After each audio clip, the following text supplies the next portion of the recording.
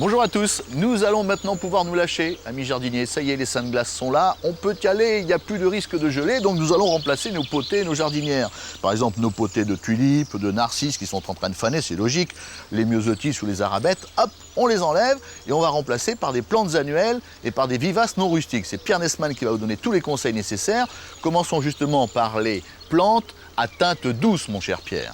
Alors effectivement Laurent, j'ai choisi le solanum qui est un arbuste vivace non rustique avec une très jolie floraison bleu violacée.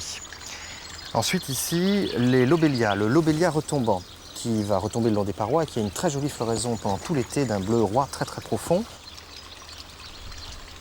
Le brachycome, une petite marguerite avec un feuillage extrêmement fin. Et puis les campanules avec des grandes fleurs en forme de clochette.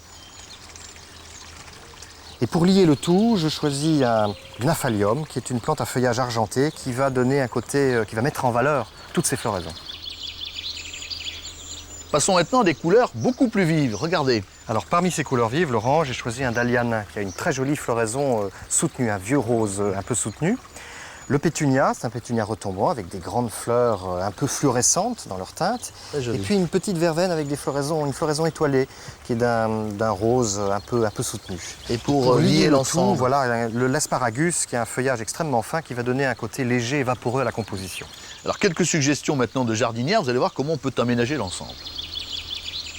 Oui, alors ici c'est le dahlia avec sa couronne de fleurs, les verveines, les pétunias autour. Ouais. Ici les teintes plus pastel. Des teintes plus pastel avec le solanum au milieu et puis cette couronne de fleurs qui vont retomber. Le petit geste de fin. Alors c'est une petite poignée de cornes pour chaque plante, ça va leur donner un engrais de fond pour tout l'été. Merci Pierre, au revoir à tous. Au revoir.